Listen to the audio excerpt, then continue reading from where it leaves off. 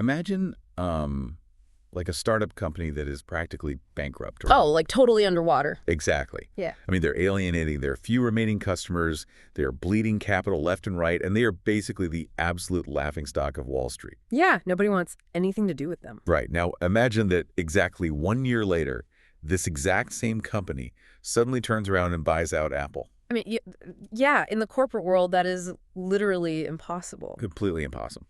But in the sports world, we actually just watched it happen. We really did. It's wild. It is. And today, we're taking you into some truly incredible source material. It's a sports recap piece titled A Comet Rises, the Season 7 AFA Championship Recap. It's such a good read. It really is. And the story here, it just completely breaks everything we think we know about how winning teams are built. Yeah, it forces you to completely throw out the traditional playbook because, we are so conditioned to believe that success requires endless patience. Right, like the whole trust the process thing. Exactly. You suffer through a half-decade of rebuilding, you stockpile your draft picks, you tear down the old guard. His usual cycle. Right, but this deep dive is about what happens when you don't do any of that. Yeah. It's an examination of how a team engineered the greatest single-season turnaround in the history of the AFA, and simultaneously, it is a look into the very real, very heavy anatomy of a sports curse. Okay, let's unpack this staggering premise. Because to really appreciate the heights of this story, you have to understand the depths. And they were deep. So deep. We're talking about the Crater Lakes Comets here. If you look at their historical record leading up to this championship, it is just grim. Yeah, it's hard to even look at. It really is. In Season 5 of the AFA, they managed 2 wins total. Just 2. 2. And you think, well, it can't get much worse. But then Season 6 rolls around, and they go 1-8. 1-8. An unmitigated disaster. Literally the basement of the league. But then suddenly, Season 7 happens. Right out of nowhere. Right. The Comets finished the regular season 7-2, securing the number 2 seed for the postseason. They literally went from looking up at the rest of the league to standing on top of it. And this is where, we have to look past the physical highlight reels. Because, yes, obviously they have professional athletes. But what's fascinating here is the psychological foundation of that turnaround. Right. You don't jump from 1-8 to the finals just by hitting the weight room harder. You can't just bench press your way out of last place. Exactly. This deep dive is really about the power of composure over raw, historic talent. It's about how a clinical, almost cold-blooded mental state can dismantle a team that looks completely unbeatable on paper. I hear what you're saying about composure, but let's be real. You don't go from worst to first just by taking deep breaths and meditating in the locker room, right? Fair enough. There has to be a tangible mechanism. Yeah. Because going from 1-8 to the postseason is like a startup going from near bankruptcy to dominating the market in one fiscal year. Right. It doesn't just happen by accident. Exactly. How does a franchise practically achieve that without completely tearing down the roster and starting over? There had to be a mismatch somewhere. Well, you're right. It wasn't just positive thinking. They succeeded because they found a rock-solid anchor in 2 very specific players, and they designed an entire system to maximize them. Okay, who are we talking about? They built around a 30-year-old veteran quarterback named Matthew Cook and an all-star running back, LeBrandon Tofield. Gotcha. And the recap makes a specific point to highlight Cook. At 30 years old, he isn't out there scrambling like a rookie trying to prove himself. He relied on pure awareness. Actually, before we go further into how Cook operated, the notes here specifically highlight his ability to identify coverages before the snap to neutralize exotic bliss packages. Oh, yeah. So for the listener who, maybe just tunes in for the championship games, what does an exotic blitz actually look like on the field, and how does a quarterback beat it?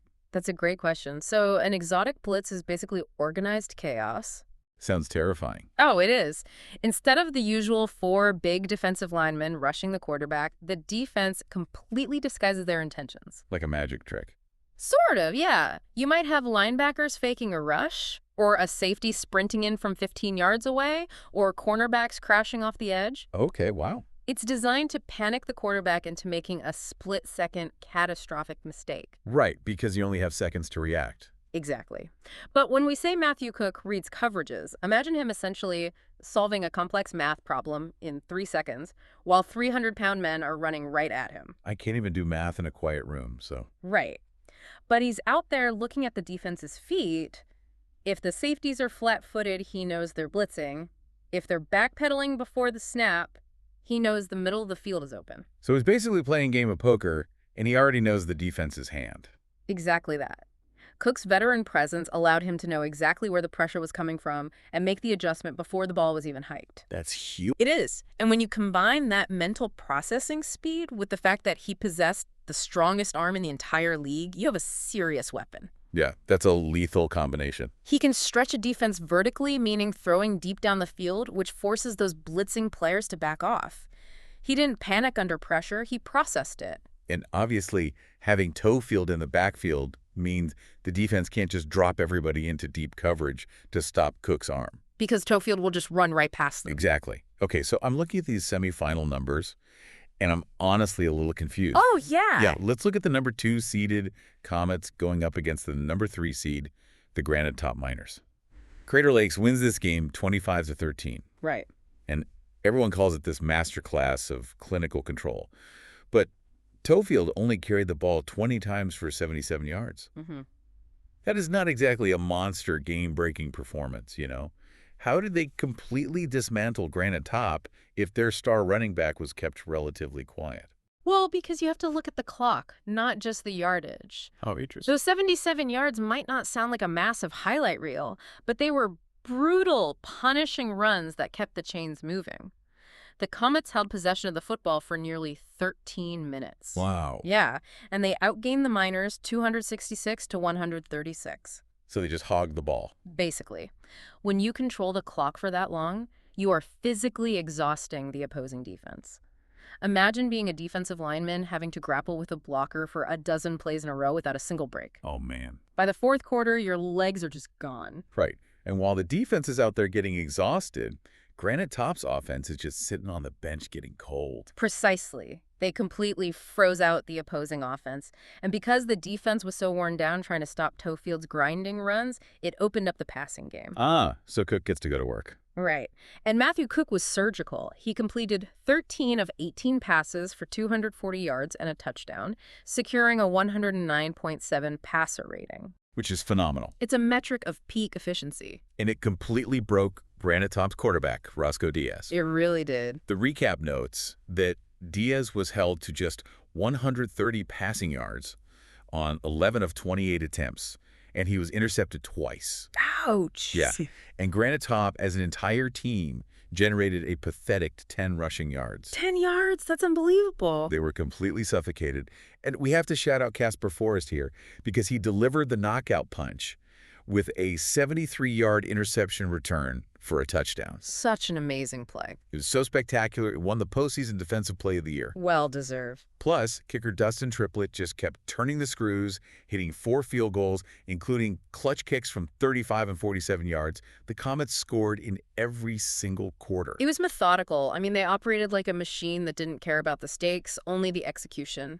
So Crater Lakes won their semifinal by being cold and calculating. Mm-hmm. But to understand the buzzsaw they were about to walk into for the championship, we have to look at how their finals opponent, Matt Christo, survived their own semifinal. Oh, yeah. Because Matt Christo didn't win with logic or efficiency. They won with pure, unadulterated rage. Rage is exactly the word. Here's where it gets really interesting. The number 1 seed, the Mount Christo Invaders, faced off against the number 4 seed, the Lokoya tribe. And the source material doesn't just call this a playoff game. It calls it an exorcism. Wow. Mount Christo won 20-6, but the history here is incredibly dark for them. It is. The history between these two teams was entirely defined by Lokoya essentially ruining Mount Christo's life. Truly. In Season 6, Mount Christo had a perfect regular season going. They were untouchable, and Lokoya ruined it. Yep. Then they met in the Season 6 title game, and Lokoya beat them again, taking the championship right out of their hands. Just devastating. And as if that wasn't enough psychological damage, Lokoya handed Mount Christo their only regular season loss in Season 7. Lokoya wasn't just a rival. They were the monster under the bed. So for Matt Christo, this semifinal was all about destroying the ghost that had been haunting their franchise. Completely. And they brought absolute overwhelming force. Wait, you brought up their defense in the notes, calling it a legendary front seven. For those who don't eat and sleep football, what makes a front seven so terrifying? Okay, so the front seven refers to the 4 defensive linemen who rush the passer and the 3 linebackers who play right behind them. Okay. They're basically the enforcers of the defense. And Mount Christo's front seven was anchored by Ray Lewis Jr. and Terrell Suggs Jr. Oh, wow. Yeah, these are all-time great generational talents who hit like freight trains. Against Lakoya, they played like men possessed. I can imagine. They held the Tribe to just 167 total yards of offense, only 23 rushing yards, and this is the stat that tells the whole story. They held Lakoya to 0 for 7 on third down conversions. Wow. 0 for 7. Yeah. If you can't convert on third down, you have to punt. You can't sustain drives. You can't score. Exactly. Lakoya didn't manage a single touchdown in that game. Their only points were 2 field goals by Lance Emanuel. Total shutdown. Meanwhile, Mount Christo's quarterback, Charlie Elway, just let it fly. He threw for 282 yards, connecting with David Givens for a massive 59-yard touchdown strike. Such a huge play. Kicker Jeff Chandler hit from 29 and 50 yards out. Mount Christo racked up 325 yards of total offense and finally avenged their championship loss. They did. They secured their spot in the title game for the 3rd time in their franchise's history. But the energy they expended to get there was a violent emotional explosion, you know? Right. Which is so vastly different from the composed mechanical energy Crater Lakes used. Which brings up something I really want you, the listener, to consider. We always hear sports pundits talk about momentum. But does an emotional revenge game against a bitter rival like Lakoya actually drain a team? Or does it supercharge them for the championship? That's a great question. Because there has to be a psychological toll to carrying that much animosity into a single game right now. It's the ultimate double-edged sword. Adrenaline and the desperate desire for revenge can absolutely make you play faster and hit harder, which we saw when they dismantled Lakoya. Obviously. But human physiology dictates that massive emotional spikes are inevitably followed by emotional crashes. The hangover effect. Exactly. When your entire motivational structure for an entire calendar year is built around destroying one specific team, what happens to your psychological state the very next week when you face a completely different opponent? The ghost is gone. The ghost is gone. The adrenaline fades. And that leads us right into the AFA Season 7 Championship. The Crater Lakes Comets versus the Mount Christo Invaders. If we connect this to the bigger picture, the contrast between these two franchises standing on the field that day couldn't be starker. Night and day. Completely. Mount Christo entered the game with the best regular season record. They started the year 9-1. Right. Their offense had just set league records for both total yardage and passing yardage. Their defense had allowed the fewest regular season points in the AFA. A juggernaut. They were a team of absolute superstars, but they're also a team carrying the immense crushing weight of their past failures. Right. They were 0-2 in championship games before this one. Every single drop pass or missed tackle must feel like the sky is falling for them. The pressure was insane. Whereas Crater Lakes, they had absolutely nothing to lose. They were a 1-8 dumpster fire the year before. Just getting on the bus to the stadium was a miracle for them. The pressure was entirely asymmetrical. And the pressure dynamics dictate the flow of the game. I look at it this way. Mount Christo is like a heavyweight boxer who relies on throwing massive, terrifying haymakers. Okay, I like that. It looks incredible, but if they don't knock you out in the first 2 rounds, they expend all their energy. Right. Crater Lakes is like a jiu-jitsu fighter. They aren't trying to overpower you with flashy strikes. They just maintain their composure, find their leverage, and use your own heavy momentum against you until you exhaust yourself. That is a brilliant way to conceptualize what happened on that field. Because when the championship game began, it was not the high-flying shootout everyone expected from Mount Christo. Not at all. It was a gritty, ugly struggle for field position, and the jiu-jitsu fighter took control early. Let's break down that defensive opening. Crater Lakes comes out completely unfazed and takes a 7-0 lead in the first quarter. Right out of the gate. Then in the second quarter, Dustin Triplett extends that advantage with a 22-yard field goal, so it's 10-0. And panic starts to set in. Exactly. And the mighty Mount Christo offense, the one that set all those passing and total yardage records, suddenly looks completely disjointed. They managed a measly 62 rushing yards for the entire game. And this is where the mechanics of the game catch up to you. When a team cannot establish the run, their offense becomes entirely one-dimensional. Because the defense knows they have to throw. Exactly. It forced Mount Christo's quarterback, Charlie Elway, to carry the entire burden of the championship on his shoulders. but he had to do it against a Crater Lake secondary that had quietly led the league in interceptions all season. And Elway completely crumbled under that pressure. He really did. The numbers are genuinely shocking for a quarterback of his caliber in a title game. He finished just 11 of 30. That's so bad. It's a terribly low completion percentage, just 199 passing yards, 1 touchdown, 1 interception, and a dismal passer rating of 57.5. Wow. The Crater Lake's defense didn't just beat him, they rattled him. Every time he dropped back, he looked like he was expecting the floor to fall out. Meanwhile, on the other side of the ball, you see the ultimate manifestation of composure from Matthew Cook. The math problem guy. Yes. Crater Lakes didn't dominate Mount Christo statistically. They didn't put up 50 points. But Cook simply remained in control of the math problem. Cook goes 13 of 21 for 174 yards. He didn't throw a single touchdown in the final, but crucially, he threw 0 interceptions. That 0 in the interception column is the single most important stat of the game. Really? Oh, absolutely. Against the league's most intimidating defense, a front seven featuring Ray Lewis Jr. and Terrell Suggs Jr., guys who just made a mockery of LaCoya Cook, protected the football. Right. He didn't force deep throws into double coverage. When the blitz came, he threw the ball away. He recognized the pressure, avoided negative plays, and consistently put his team in manageable situations. He played smart. He didn't try to play the hero, which is exactly why he won. And that profound patience allowed his ground game to go to work and wear down the clock. The final score ends up being Crater Lakes 20, Mount Christo 14, which takes us into the aftermath, the MVP honors, and the crushing weight of history.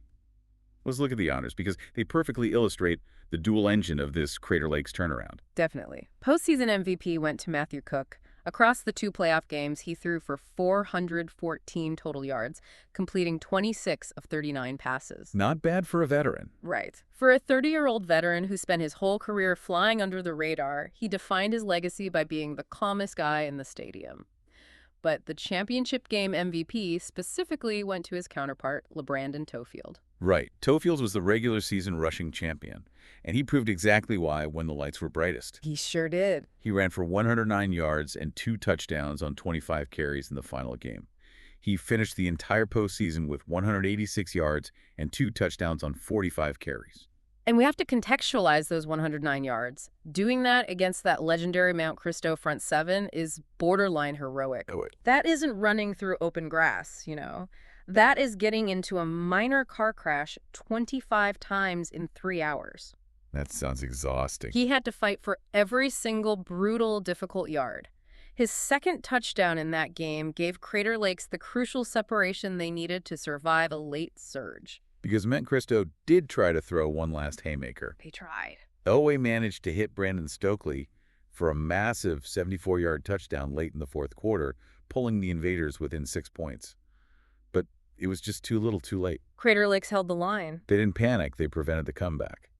So what does this all mean? We look at Crater Lakes celebrating their first franchise championship, capping a combined 9-2 record, outscoring their playoff opponents 45-27. It's an incredible run. But we have to look at the tragic side of the coin. For Mount Christo, greatness once again ended one game too soon. They are now an abysmal 0-3 in AFA championship games. This raises an important question about the very psychology of sports. Why does a team with seemingly no obvious weaknesses, a team that sets league records, fall to a team that won a single game the year prior? It's baffling. It comes down to the reality that patience outlasts pressure. Crater Lakes played the game that was happening right in front of them. Mount Christo was playing against the Comet, sure, but they were also playing against the ghosts of their past failures. It is the anatomy of a curse. They entered as the preseason number 1. They had arguably the best linebacker group in league history. They set passing records. They vanquished their greatest rival in the semifinals, slaying the monster under the bed. They had it all. And yet the final image of their season is, once again, watching another team lift the trophy while confetti falls on someone else. They were so focused on the rearview mirror that they drove right off a cliff. Which leaves us with one final fascinating thought to mull over. Oh, let's hear it. We talked about how Crater Lakes achieved the impossible because they were playing with house money. They were 1-8. They had absolutely zero expectations, zero pressure, and nothing to lose. Right. But what happens next season? Oh. The Comets are now the reigning champions. The Hunters have officially become the hunted. When you build your identity on being the overlooked underdog, how do you survive when every team in the league circles your name on their calendar? That's a huge shift. Will Crater Lakes find a way to maintain that cold, calculating composure? Or will they inherit the very same curse of expectations that just destroyed Mount Cristo? Wow. The underdog mentality only works until you're the top dog, then you have a whole new set of ghosts to deal with. Exactly. It's an incredible story of resilience for Crater Lakes, completing the greatest 1-8 to championship turnaround in AFA history by utilizing a perfectly balanced roster, Tofield's relentless legs, and Cook's composed mind. It really is one for the history books. Thank you so much for joining us on this deep dive. It is a fantastic reminder that the most talented team on a spreadsheet doesn't always wear the ring at the end of the year. Keep staying curious and keep seeking out the fascinating human stories hidden right there behind the stats.